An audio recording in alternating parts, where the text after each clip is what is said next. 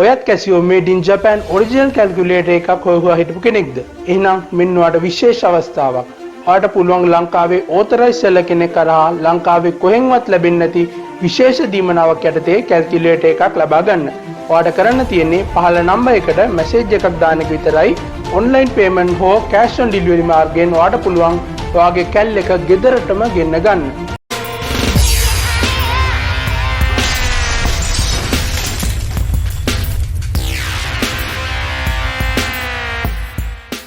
අදත් ඔයාව iBone කියලා පිළිගන්නවා ට්‍රිකල් කුප්පිය YouTube channel එකට.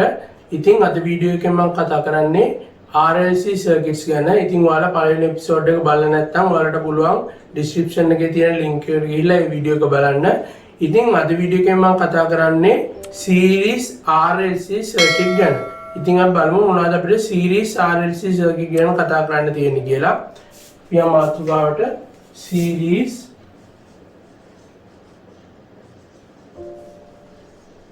RLC circuits.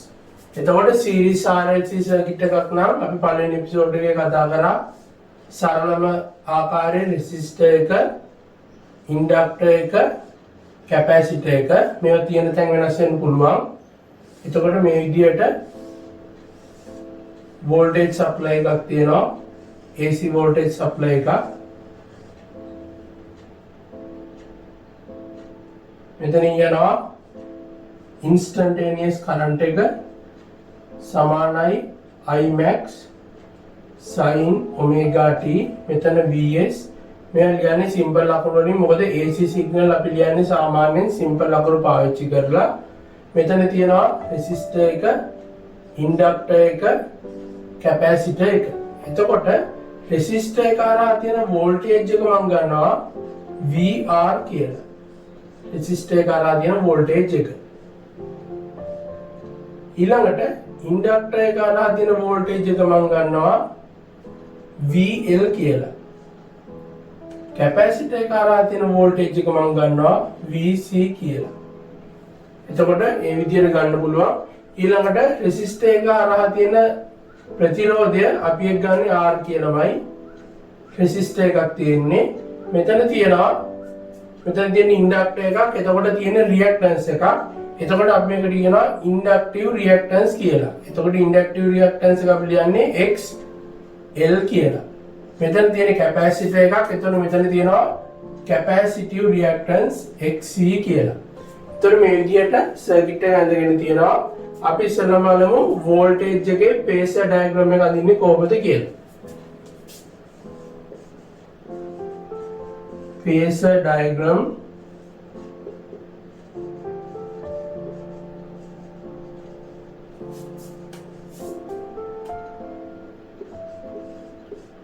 voltages. phasor diagram එක අඳිද්දී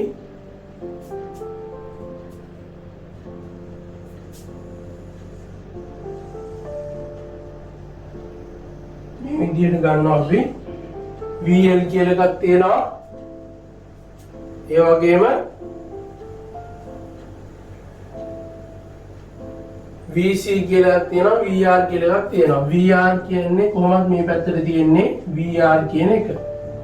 ඊළඟට VL ඒ කියන්නේ ඉන්ඩක්ටර් එකේ වෝල්ටේජ් එක අපි ගන්නේ උඩ අතට. VL කියන එක මේ විදිහට y අක්ෂයේ ධන දිශාවට ලකුණු කරනවා. VC කියන එක y අක්ෂයේ ඍණ දිශාවට ලකුණු කරනවා. එතකොට මේක තමයි phasor diagram එක. එතකොට total voltage එක supply voltage එක VC කියන එක අපිට ගන්න පුළුවන්. VS කියන එක මෙන්න මේ විදිහට. එතකොට මේ විදිහට අපිට phasor diagram එක අඳින්න පුළුවන්. මම මේකෙදි ගන්නවා VL කියන එක විශාලයි කියලා VC වලට වඩා. VL කියන එක විශාලයි නම් VC වලට වඩා අපිට මේක තව පොඩ්ඩක් සිම්ප්ලිෆයි කරන්න පුළුවන්. මේ විදිහට අඳින්න පුළුවන් අපිට. VL කියන එක VC වලට වඩා වැඩි නම් අපි දන්නවා මේක ධනාගයක් මේක ඍණාගයක්. එතකොට VL කියන එක වැඩි නම් VC වලට වඩා අපිට එන්නේ ධනාගයක්. එතකොට x අක්ෂයේ y අක්ෂයේ ධන දිශාවට තමයි අගය එන්නේ VL ඍණ VC කියලා. මේක සුළු කරාට පස්සේ ඊළඟට මෙතන කොහොමද තියෙනවා VR කියන එක එතකොට මෙතනින් තියෙනවා VS කියන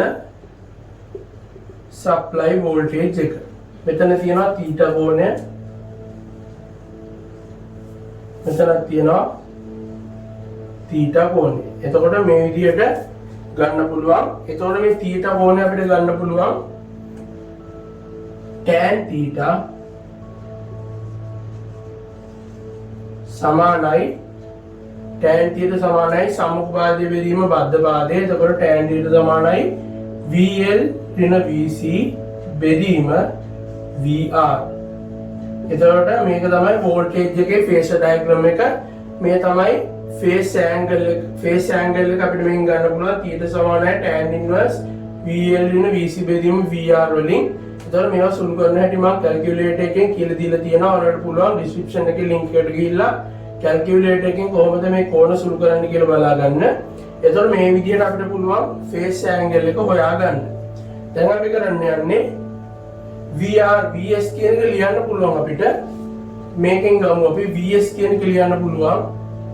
VS කියන එක ලියන්න පුළුවන්. මේක y අක්ෂය, මේක x අක්ෂය අංශක 90ට තියෙන්නේ. එතකොට සම්ප්‍රයුක්තයේ VS කියන එක ලියන්න පුළුවන්.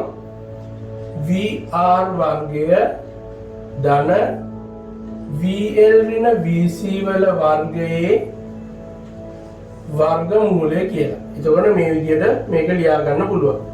එතකොට මේ විදිහට ලියුවට පස්සේ අපිට මේකෙන් සප්ලයි වෝල්ටේජ් එක ලියා ගන්න පුළුවන්. ඊළඟට තව දෙයක් තියෙනවා. මේකෙදී අපිට ගන්න පුළුවන්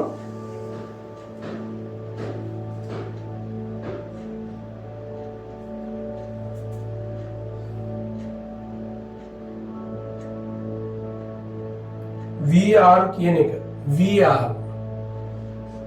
VR කියන්නේ මෙතන තියෙන වෝල්ටේජ් එක, මේ රෙසිස්ටර් එක කරා තියෙන වෝල්ටේජ් එක. අපි ගමු මේ කරා යන ධාරාව සාමාන්‍යයෙන් අපි සිම්පල් ලයින් තමයි ගන්නෙ. උනට ගණන් හැදීම් වලදී ගොඩක් පොත්වල තියෙන්නේ කැපිටල් ලයින් අකුරු තමයි මේකේදී අරන් තියෙන්නේ. එතකොට මම ගන්නවා මේ කරා යන ධාරාව I වාරයක් R කියලා. VR කියන එක R රෙසිස්ටර් එක කරා තියෙන වෝල්ටේජ් එක. එතකොට VL කරා තියෙන වෝල්ටේජ් එක, ඉන්ඩක්ටර් එක කරා තියෙන වෝල්ටේජ් එක VL. එතකොට VL කියන එක ලියන්න පුළුවන්. මෙතන තියෙන රියැක්ටන්ස් එක වාරයක් ධාරාව වාරයක් රියැක්ටන්ස් එක XL. ඊළඟට VC ධාරාව වාරයක් කැපැසිටිව් රියැක්ටන්ස් එක XC. එතකොට මේ විදිහට මේක ලියා ගන්න පුළුවන්. ඊළඟට මම කරන්නේ මේ ටික මෙතනට ආදේශ කරනවා. එතකොට එනවා VS සමානයි වර්ගමූල VR වර්ගයට එනවා I වර්ගය R වර්ගය ධන VL වලට එනවා. එතකොට IXL ඍණ IXC වල වර්ගය කියලා. එතකොට මේකෙන් ඔයගොල්ලෝ දන්නවා I වර්ගය එළියට ගන්න පුළුවන්. වර්ගමූලයෙන් එළියට ආවම එනවා අපිට I කියලා.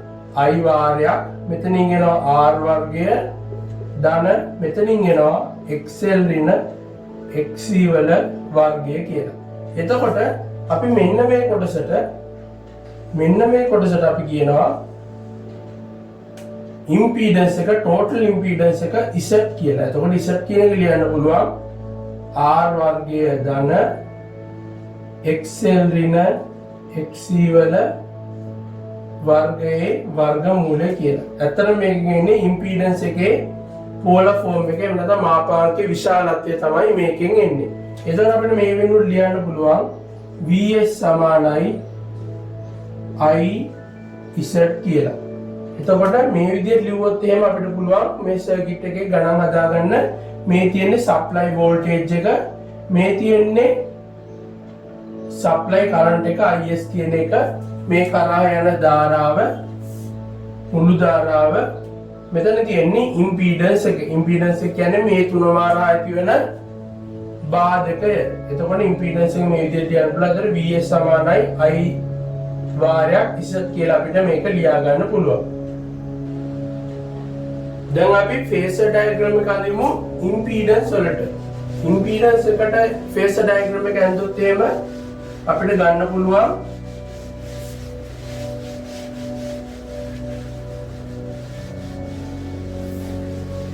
phasor diagram for impedance.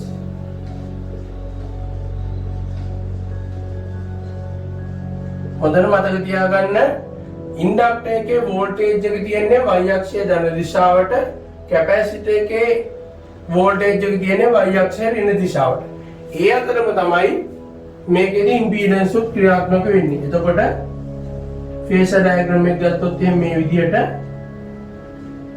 ඉන්ඩක්ටර් එකේ කැපැසිටිව් ඉන්ඩක්ටර් එකේ රියැක්ටන්ස් එක XL කියන එක උඩ අතට තියෙන්නේ, XC කියන එක පහළ අතට තියෙන්නේ. මෙතන තියෙනවා R කියන රෙසිස්ටර් එක. එතකොට මේකෙන් සම්ප්‍රයුක්තය අපි මේ විදිහට ගත්තොත් එහෙම ඉම්පීඩන්ස් එක මෙතන θ කෝණය. මේ θ කෝණයෙන් තමයි වෝල්ටේජ් එකකිනුත් එන θ කෝණය වෙන්නේ. ඒ කෝණ දෙක සමාන වෙන්න ඕනේ අනිවාර්යයෙන්ම. නැත්තම් ගාන වැරදි අපි හදපු විදිහ. එතකොට මේ θටම තමයි අපිට ඉස්සෙල්ලා වෝල්ටේජ් එකකිනුත් ආවේ. එතකොට මේක අපිට තවදුරටත් සුළු කරන්න පුළුවන්. මම ගන්නවා XL විශාලයි XC කියලා උපකල්පනය කරනවා.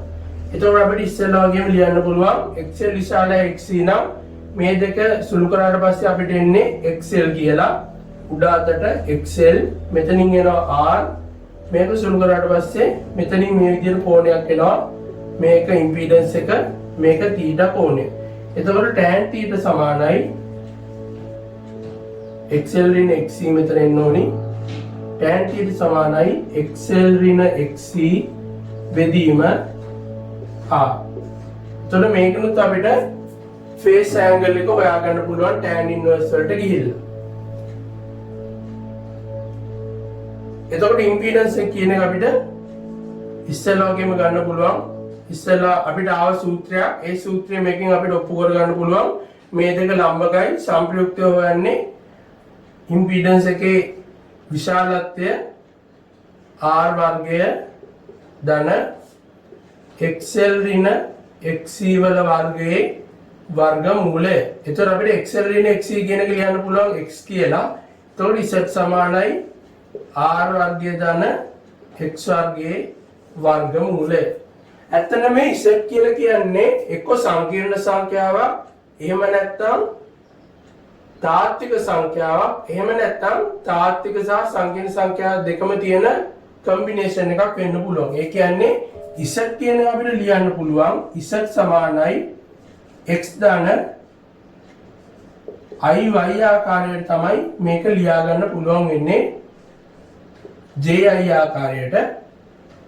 මොකද මේ කියන්නේ j අක්ෂය. එතකොට මේ අපි හැම වෙලාවෙම හොයන්නේ මාපාංකය. මාපාංකය තමයි r වර්ගය ධන x වර්ගයේ වර්ගමූලයෙන් හොයන්නේ. z කියන එක ඇත්තටම ලිව්වොත් එහෙම ඒක සංකීර්ණ සංඛ්‍යාවක් විදියට මේ විදියට තමයි අපිට ඒක ලබා ගන්න පුළුවන් වෙන්නේ. දැන් අපි බලමු ඉම්පීඩන්ස් ට්‍රයැන්ගල් එක කොහොමද අඳින්නේ කියලා. ඉම්පීඩන්ස් එකේ ෆේසර් ඩයග්‍රෑම් එක මේ විදියට තමයි අඳින්නේ. ඉම්පීඩන්ස් එකේ ට්‍රයැන්ගල් එකත් අපිට ගොඩක්ම ලේසියෙන් හොයා ගන්න පුළුවන්.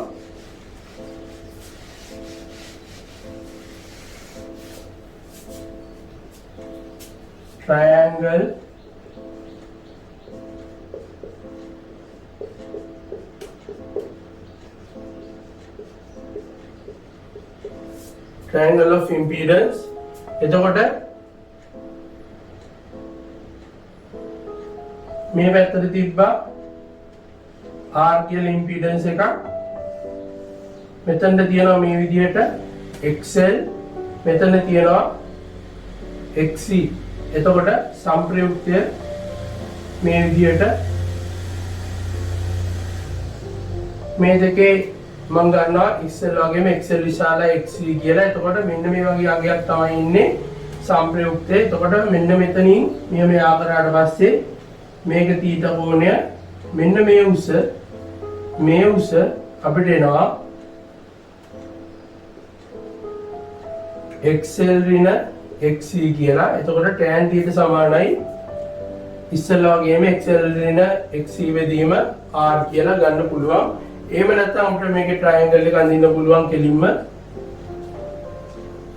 මේ දෙක සුළු කරා මේ දෙක සුළු කරාට පස්සේ XL ඍණ XC කියන එක ධනාගයක් වෙන්න ඕනි මොකද XL විශාලයි නිසා එතකොට R කියන එක මේ පැත්තට එන්දා XL ඍණ XC වල අගේ ධන y අක්ෂයේ ධන දිශාවට මේ පැත්තට මෙතන තියෙනවා XL ඍණ XC කියන එක මෙතන තියෙනවා මේ විදිහට ඉම්පීඩන්ස් එකේ කෝණය මෙතන තියෙනවා total impedance එක is එතකොට මේ විදිහට triangle එක අඳින්න පුළුවන් triangle එකක් අඳිනවා නම් මේ විදිහට ත්‍රිකෝණයක් නිර්මාණය වෙන්න ඕනේ එතකොට මේ විදිහට triangle එක අඳින්න පුළුවන් ඊළඟට වැදගත් එකක් තියෙනවා මේකේ තියෙනවා power factor එක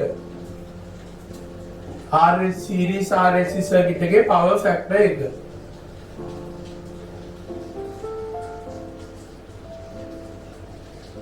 මම මේක මෙතනින් අඳින්නම්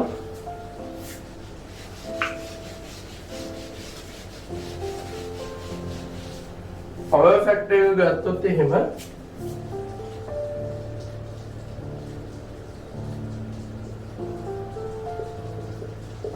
power factor එක සමාන වෙනවා cos theta වලට cos theta එහෙම නැත්නම් r බෙදීම z වලට සමාන වෙනවා. එතකොට ගාණක් කියලා power factor එක වන්න කිව්වොත් එහෙම අපි අර ඉස්සෙල්ලා වගේ phasor diagram එකක් අඳිනවා impedance එකට හරි voltage එකට හරි ඊළඟට cos theta හෙව්වා එහෙම නැත්නම් r බෙදීම z කියන එක හෙව්වා. එතකොට power factor එක අපිට ලබා ගන්න පුළුවන්. ඉස්සරහදී මම උදාහරණ ගන්නක් හදනවා. ඒක ඉතින් බලමු කොහොමද ඒක හොයාගන්නේ කියලා. ඊළඟට තියෙනවා Q factor එහෙම නැත්නම් quality factor කියන එක. quality factor Q factor මේක වන්නේ sec theta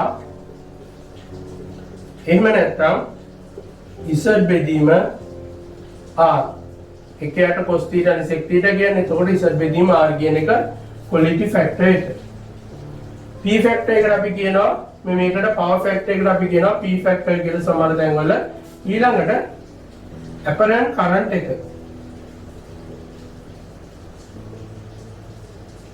apparent current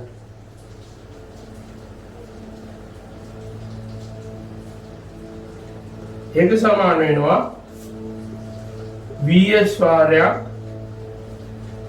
I වලට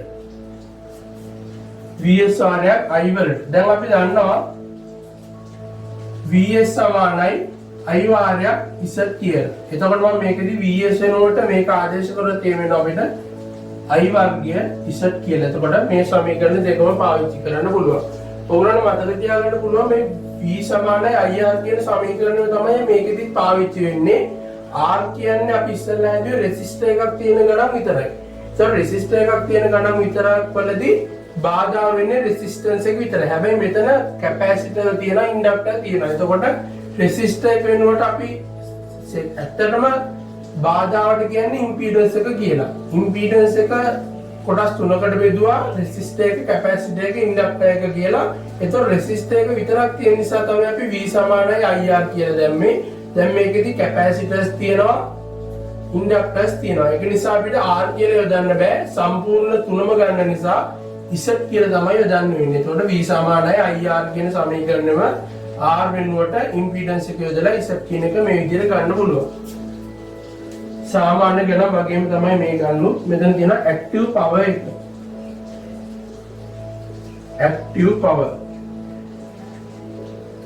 ඇක්ටිව් පවර් එක P කියන එක ලියන්න පුළුවන් අපිට.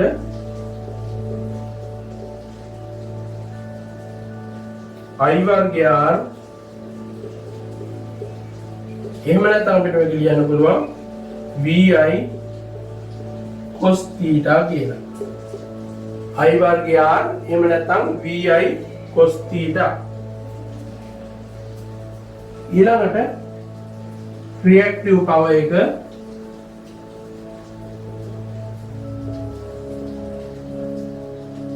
reactive power එක I වර්ගය x I වර්ගය x කියන්නේ XL වලයි XC වලයි සම්ප්‍රයුක්තය කියන්නේ XL ධන XCO XL ඍණ XC. එතකොට මේ දෙක අපි ඉස්සෙල්ලා ගත්ත විදිහට මොකද්ද විශාලත්වය වැඩි කියන එකෙන් විශාලත්වය වැඩි එකෙන් විශාලත්වය අඩු එක අඩු කරාට පස්සේ x කියන එක එනවා. උදාහරණයක් විදිහට x සමානයි XL ඍණ XC වෙන්න පුළුවන්. එහෙම නැත්නම් X සමානයි XC ඍණ XL වෙන්න පුළුවන්. මේ දෙකෙන් එකක් තමයි X කියලා කියන්නේ. එතකොට I වර්ගයේ X කියන එක රියැක්ටිව් පවර් එක. එහෙම නැත්නම් මේක ලියන්න පුළුවන් VI sin theta කියලා. එතකොට මේ විදිහට අපිට පුළුවන් මෙන්න මේ කියන පැරාමීටර්ස් ටික හොයාගන්න මෙන්න මේ කියන සීරීස් RLC සර්කිට් එකේ. දැන් අපි උදාහරණ ගානකට අපි දන්නවා කොහොමද දැන් මේ ගණන් හදන්නේ කියලා.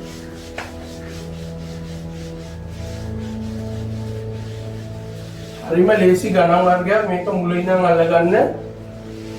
එතකොට මොකද මේක නැතුව අපිට කිසිම දෙයක් කරගන්න බෑ. මේක ගොඩක්ම ලේසි ගණන් වර්ගයක්.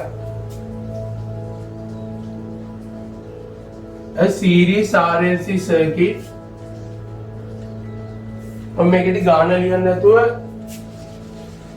ගාන ඇදලා දත්ත ටික විතරක් ලකුණු කරන්නම්. මේ විදිහට තියෙන සර්කිට් එකක්, රෙසිස්ටර් එක, ඉන්ඩක්ටර් එක, කැපැසිටර් එක, සප්ලයි වෝල්ටේජ් එක. මේකෙදි දීලා තියෙනවා සප්ලයි වෝල්ටේජ් එක Vs මේක සිම්පල් ලකුණෙන් ලියන්න ඕනි සමානයි CI වෝල්ට් සහ මේකෙදි ෆ්‍රීකවන්සි එක දීලා තියෙනවා 50 හර්ට්ස් කියලා. ඊළඟට R කියන එක දීලා තියෙනවා 12 ඕම් කියලා. ඊළඟට ඉන්ඩක්ටර් එකේ ඉන්ඩක්ටන්ස් එක දීලා තියෙනවා L කියන එක RLC ඉන්ඩක්ටන්ස් එක දීලා තියෙනවා 0.15 හෙන්රි කියලා. ඊළඟට කැපැසිටර් එකේ කැපැසිටන්ස් එක දීලා තියෙනවා CI මයික්‍රෝ ෆැරඩ් කියලා. මේ විදිහට දීලා තියෙනවා. මේකෙන් අපෙන් අහනවා ගානේ එතන ඉන්දියානම් total impedance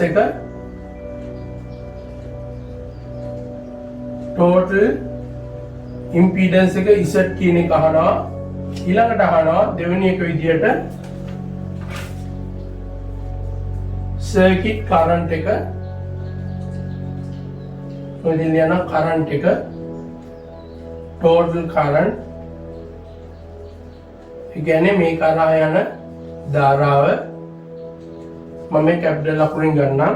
ඊළඟට power factor එක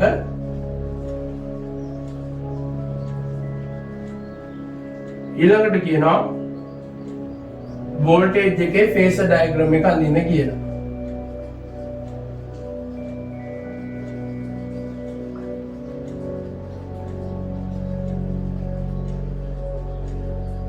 voltage එකේ phasor diagram එක. අතරම series RLC circuit එක තමයි අපිට ගොඩක්ම ලේසි එක parallel එකට වඩා parallel එක චුට්ටක් සංකීර්ණයි. ඒක series එක අපිට ගොඩක්ම ලේසියෙන් හොයාගන්න පුළුවන්. මේකෙන් ආන total impedance එක.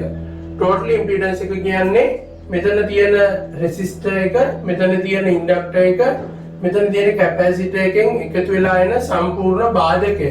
එතකොට අපි ඉස්සෙල්ලාම හොයා ගන්න ඕනි මේ වගේ ගානක් දුන්නම පළවෙනි පියවර විදිහට ඉන්ඩක්ටර් එකේ හෝ කැපැසිටර් එකෙන් ඇතිවන රියැක්ටන්ස් එක. අපි ගමු ඉස්සෙල්ලාම ඉන්ඩක්ටිව් රියැක්ටන්ස් එක XL කියන එක. මේක සමාන වෙනවා 25FL වලට. මේ සූත්‍රය මතක තියාගන්න. 25FL කියන්නේ අපි J omega L කියලා ගත්තා මතක ඇති ඔයගොල්ලන්ට. J omega L වල J මෙතන අපිට අගය විතරයි ඕනි. එතකොට මේ J වලින් සංකේත කරන්නේ දිශාව. ඔමෙගා කියන්නේ 25F කියන එක. L කියන්නේ මෙතන ඉන්ඩක්ටන්ස් එක. එතකොට 25FL තමයි XL කියලා ගන්න. එතකොට කෙලින්ම අපිට 25FL කියලා ගන්න පුළුවන් මේ විදිහට. එතකොට මේකෙන් එනවා 25FL කියන එක ගත්තට පස්සේ 2pi F කියන්නේ 50 Hz ඉන්ඩක්ටන්ස් එක 0.15 Hz හෙන්රි. එතකොට මේකෙන් එන උත්තරේ 47.13යි කියලා. 47.13යි මේකෙන් එන්නේ ඕම් කියලා. මොකද මේක ප්‍රතිරෝධයක් නිසා. ප්‍රතිරෝධයක් එහෙම නැත්නම් බාධකයක් නිසා මේකේ අගය ඒකකය ඕම් වෙනවා. එතකොට XL කියන එක අපි හොයාගත්තා. ඊළඟට අපි හොයාගන්න ඕනි XC කියන එක කැපැසිටිව් ඉන්ඩක්ටන්ස් එක. ඒක අපි හොයන්නේ එක බෙදීම 2pi FC වලින්. මතක තියාගන්න මේ සමීකරණ දෙක. XL සමානයි 2πfL, XC සමානයි එක බෙදීම 2πfC. අපි මේකෙදි ගත්තේ ඔයගොල්ලන්ට මතක ඇති ඍණ j ඔමේගා c කියලා. ඍණ j කියන එක අපි සංකේතවත් කරේ ඉර යට. එතකොට j අකුර අයින් වෙනවා. ඔමේගා කියන එක 2πfC කියන එක කැපැසිටන්ස් එක. එතකොට මේකෙන් මේ විදිහට ගන්න පුළුවන්. එතකොට මේකෙන් එනවා අපිට එක බෙදීම 2π f කියන්නේ 50යි කැපැසිටන්ස් එක CI මයික්‍රෝෆැරඩ්. එතකොට මේකෙන් එනවා 31.83යි ඕම් කියලා. එතකොට ඉම්පීඩන්ස් එක අපි මේ විදිහට හොයාගෙන තියෙනවා. එතකොට අපි කොහොමද R කියන එක දන්නවා? R සමානයි 12යි ඕම් කියලා. දැන් ඔයගොල්ලෝ ඉස්සෙල්ලා මම කිව්වා මතක ඇති R Z කියලා කියන්නේ දැන් අපිට Z හොයන්න තියෙන්නේ Z කියලා කියන්නේ සංකීර්ණ සංඛ්‍යාවක් කියලා.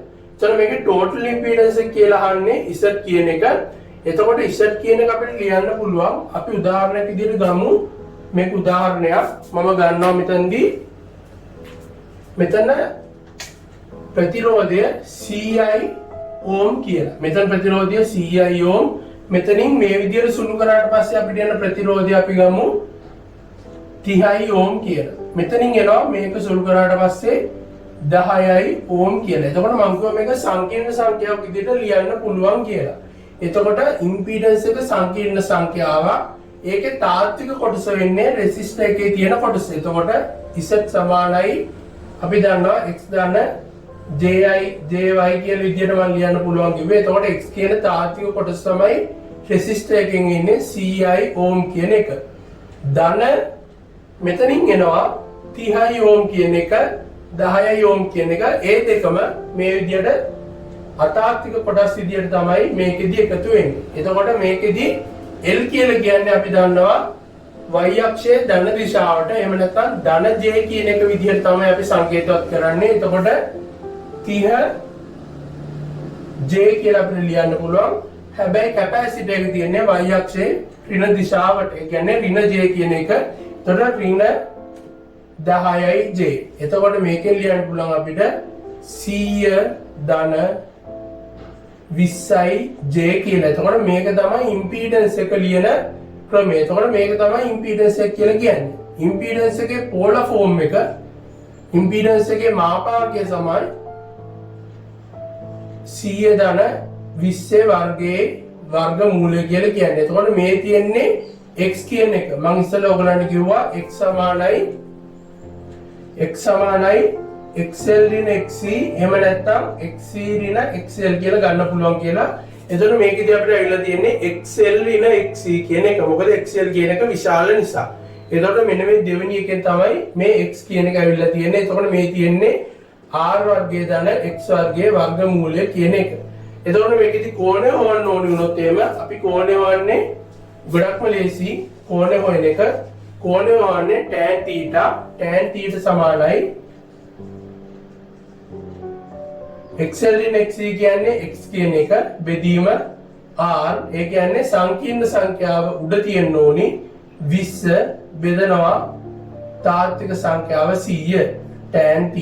ඒතර tan ඉන්වර්ස් වලින් කෝණය හොයාගන්න පුළුවන්. මම මේ මතක් කරේ මේ අගයන් දාලා ලේසි වෙන්නේ. එතකොට මෙන්න මේක තමයි මේ ගණන් වල තියෙන අත්තරකෝත් රහස. එතකොට මේ විදිහට තමයි මේ ගණන් හදන්නේ. දැන් අපි බලමු කොහොමද මේ ගාන හදාගන්නේ කියලා. එතකොට මේකදී ආන්නේ total impedance එක. එතකොට Z කියන එක අපිට ලියන්න පුළුවන්. Z සමානයි 47.13 ධන මෙතනින් එනවා 31.83 31.83 C කියන්නේ කැපැසිටර් එක. කැපැසිටර් එක තියෙන්නේ මෙතන තියෙන්නේ ඉන්ඩක්ටන්ස් එකක්. එතකොට ඒක J ධන J අකුරක් එනවා. 31.83 කියන්නේ x අක්ෂයේ y අක්ෂයේ පහළ දිශාවට තියෙන්නේ. එතකොට ඍණ J වාරයක් 31.83 ධන R කියන්නේ 12යි ඕම්. එතකොට මේක සුළු කරොත් එහෙම අපිට එනවා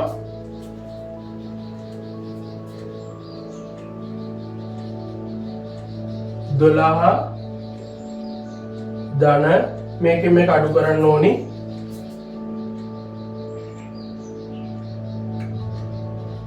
මෙතනට x වගේ අගයක් එනවා. මේ දෙක සුළු කරාට පස්සේ 47.13 ඍණ 31.83. එතකොට මේකෙන් අගයක් එනවා. අපි ගමු එක 47.13 31.83. එතකොට මේක අඩු වෙනවා මෙතනට. මෙතනට එනවා 3ක්. මෙතන තියෙනවා 6ක්. 6න් එකක් 5යි. මෙතනින් එනවා එකක්. එතකොට 15.3යි J කියලා එනවා Z කියන එක. හැබැයි මේකෙදි total impedance එක කියලා අහුවා පස්සේ අපි සාමාන්‍යයෙන් මේක ලියනවා total impedance එක කියන එක වань කිව්වට පස්සේ ඊළඟට අපි කරන්නේ මේකේ මාපාංකය හොයන එක Z කියන එක. එතකොට මේකෙන් එනවා අපිට 12 වර්ගය ධන මේකෙන් එනවා අපිට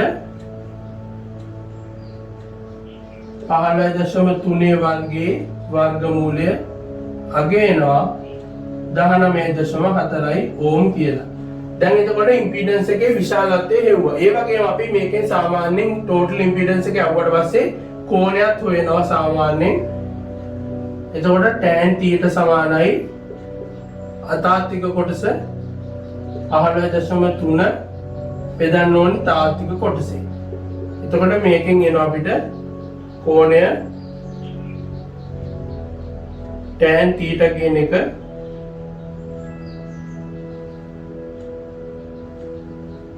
θ සමානයි අංශක 51යි කලා 53යි කියලා.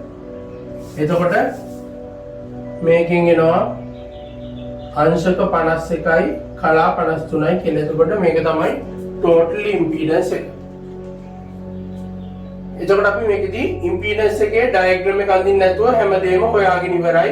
impedance එක ලියුව මේ විදිහට. impedance එකේ විශාලත්වය මේක, impedance එකේ කෝණය මේක. එතකොට phase angle එක මේක. ඊළඟට අහනවා total current එක. total current එක ඕනේ නම් අපිට කරන්න තියෙන්නේ 51යි 53 කියන එක අපිට ආවේ. මේක සාමාන්‍යයෙන් අපි ලියනවා Z සමානයි 19.4යි ඕම් කෝණය 51යි 53යි කලා. එතකොට මේ විදිහට ගන්න පුළුවන් Z කියන එක. ඊළඟට කරන්ට් එක අහනවා. කරන්ට් එක අපි දන්නවා VS සමානයි දෙවෙනි කොටස I වාරයක් Z කියන සමීකරණය. අපි දන්නවා Z කියන එකේ අගය VS කියන එක මෙතන කෝණය බිඳුවක් කියලා අපි ගමු. එතකොට VS CI වෝල්ට් ධාරාව මෙතන ඉම්පීඩන්ස් එක එනවා 19.4යි ඕම් කෝණය 51යි අංශක 53යි කලා. එතකොට මේක 100 බෙදීම I කියන එක එනවා 100 බෙදීම 19.4 කෝණය එනවා 51.53යි කලා කියලා. එතකොට මේකෙන් උත්තරය එනවා අපිට 5.14යි ඇම්පියර්. කෝණය එනවා ඉර උඩට ගියාට පස්සේ ඍණ වෙලා 51.53යි කියන. එතකොට ඉම්පීඩන්ස් එකෙන් එන්නේ ධන කෝණයක් නම් කරන්ට් එකෙන් එන්නේ මේ විදිහට අපිට ඍණ කෝණයක්. මොකද ඒක මම ඉස්සරහදී පැහැදිලි කරන්නම් parallel RLC circuit එකේදී. එතකොට මේ විදිහට අපි ඉම්පීඩන්ස් එක එව්වා කරන්ට් එක එව්වා. දැන් ඔයාලට දෙන්නේ power factor එක. power factor එක P factor එක හොයන්න පුළුවන් cos theta වලින්. එතකොට cos theta කියන්නේ 51යි 53යි. එහෙම නැත්නම් අපිට ලියන්න පුළුවන් r බෙදීම z කියලා. එතකොට මේකෙන් එනවා අපිට 0.619යි කියලා. එතකොට මේ විදිහට 0.619 කියලා එනවා power factor එක. ඊළඟට අහනවා voltage phasor diagram එක. voltage phasor diagram එක හොයන්න නම් අපි voltages ටික දැනගෙන ඉන්න ඕනේ. resistor එක කරා තියෙන voltage එක, මේ කරා තියෙන voltage එක, මේ කරා තියෙන voltage එක. එතකොට මම ගන්නවා ඉස්සෙල්ලාම resistor එක කරා තියෙන voltage එක VR කියන එක. VR කියන එක මම ගන්නවා VR සමානයි I වාරයක් R සමානයි 5.14 ගුණ කිරීම 12 මේකෙන් එනවා 61.6 වෝල්ට් කියලා. ඊළඟට එනවා VL කියන එක I වාරයක් XL. මෙතන තියෙන්නේ ඉස්සෙල්ලාගෙම ප්‍රතිරෝධයක් බාධකයක්. ඒක ධාරාවෙන් වැඩි කරාට පස්සේ වෝල්ටේජ් එක එන්නේ. එතකොට ඉන්ඩක්ටර් එකේ වෝල්ටේජ් එක 5.14 එකම ධාරාව යන්නේ ගුණ කරන්නේ මේ යගෙන් නෙවෙයි මෙතනින් ආපු ප්‍රතිරෝධයෙන් 47.13 ඕම් කියන එකෙන්. එතකොට මේකෙන් එනවා අපිට 242.2 වෝල්ට් කියලා. ඊළඟට VC කියන එක අපි හොයනවා I වාරයක් XC වලින්. එතකොට එනවා 5.14 ගුණ කිරීම ඒකෙන් ආවා 31.83 ඕම් කියලා. එතකොට මෙතනින් එනවා ගිය 163.5 වෝල්ට් කියලා. එතකොට මේ විදිහට වෝල්ටේජස් ටික අපි දැන් හොයාගත්තා. දැන් අපිට තියෙන්නේ phasor diagram එක ඇඳගන්න. මම මේ ටික මකනවා. අන්තිම කොටස phasor diagram එක voltages වල.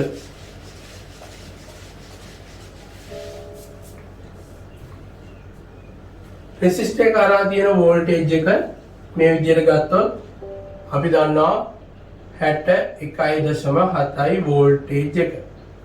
ඊළඟට මේ පැත්තෙන් මම ගන්නවා VL කියන එක. VL කියන එක තියෙන්න ඕනි y අක්ෂය ධන දිශාව පැත්තේ. එතකොට VL කියන එක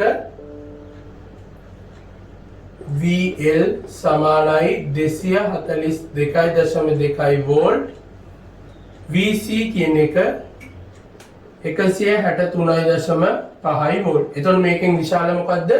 VL කියන එක. එතකොට මේක අපිට ලියන්න පුළුවන් මෙන්න මේ පැත්තට තමයි මේකේ අගයන් දෙක සුළු කරාට පස්සේ එන්නේ. මේක ඍණ අගයක්, මේක ධන අගයක්. එතකොට මේ දෙක සුළු කරාට පස්සේ අපිට මෙන්න මෙතන අගය එනවා VL ඍණ VC කියන එක එනවා අපිට 78.5 වෝල්ට් කියලා. එතකොට මෙතන ඉඳන් මෙහෙම ඇඳලා පස්සේ මේ තියෙන්නේ සප්ලයි වෝල්ටේජ් එක 100යි. මෙතන තියෙනවා θ කෝණය.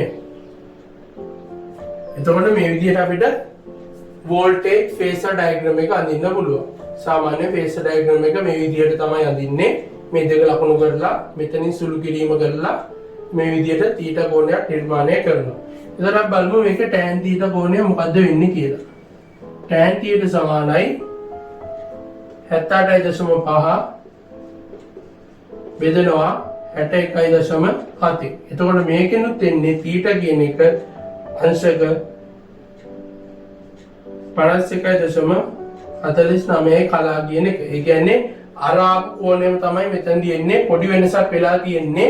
මේකෙදී අපි අගයන් වටේලා ගන්න නිසා නැත්නම් අර කෝණයම තමයි මේකෙදී දෙන්න ඕනි අනිවාර්යයෙන්ම. මේකද සමාන කෝණයක් තමයි ඉස්සෙල්ලා ආවේ. එතකොට කෝණය වෙනස් වෙන්න ලොකුම හේතුව තමයි අපි ගාන හදන්නේ ක්‍රම දෙකකට. ඒ ක්‍රම දෙකේදී අපි වටේනකොට අගයන් වෙනස් වෙනවා. මෙතන 61.7යි ගානක් තියෙනවා. මෙතන 75 තව ගානක් තියෙන්න ඕනි. එතකොට මේ විදිහට අගයන් අපි වටේලා ගන්න නිසා අපිට මේ විදිහට කෝණය පොඩ්ඩක් වෙනස් වෙලා ඉන්නවා. ඒක නිසා මේ ගණන් ගන්න දෙයක් නෙවෙයි. මේක මේ විදිහට හදුවත් ගන්න ප්‍රශ්නයක් නෑ. එතකොට මේ විදිහට අපිට වෝල්ටේජ් එකේ ෆේසර් ඩයග්‍රෑම් එක හදාගන්න පුළුවන්. එතකොට මේ විදිහට තමයි සීරීස් RLC සර්කිට් එක ගණන් හදාගන්නේ. ගොඩක්ම හොඳින් මතක තියාගන්න Z කියලා කියන්නේ සංකීර්ණ සංඛ්‍යාවක්. ඒකෙදි රෙසිස්ටර් එකේ තියෙන අගය තාත්වික සංඛ්‍යාව, ඉන්ඩක්ටර් එකේ තියෙන එක ඍණ J කියලා ගන්න, ධන J කියලා ගන්නවා. කැපැසිටර් එකේ තියෙන එක ඍණ J කියලා ගන්නවා. එතකොට මේ දෙක සුළු කරලා අපිට තනි අතාත්වික සංඛ්‍යාවක් ගන්න පුළුවන්. එතකොට ඒ දෙකෙන් අපිට ලියා ගන්න පුළුවන් සංකීර්ණ සංඛ්‍යාව. එතකොට ඒ සංකීර්ණ සංඛ්‍යාවේ මාපාංකය තමයි ඉම්පීඩන්ස් එකේ විශාලත්වය වෙන්නේ. එතකොට ඒ දෙකෙන් කෝණය ගන්න පුළුවන් සංකීර්ණ සංඛ්‍යාවෙන් තාත්වික සංඛ්‍යාව බෙදුවට පස්සේ. එතකොට මේක තමයි මේකෙදි අපිට ගන්න තියෙන දේ. එතකොට මේක තමයි RLC series circuit එක අපි හදන්න තියෙන්නේ. ඉතින් අපි ඉස්සරහා වීඩියෝ එකෙන් කතා කරනවා parallel RLC circuit එකෙන් අපිට මොනවද හදන්න තියෙන ගණන්, ඒ වගේම කොහොමද ඒ ගණන් හදන්නේ කියලා. ඉතින් අපි ඒ වගේ වීඩියෝ එකකින් ආයෙත් ඉක්මනින්ම හම්බෙමු. ඔයාලා හැමෝටම සුබ දවසක්.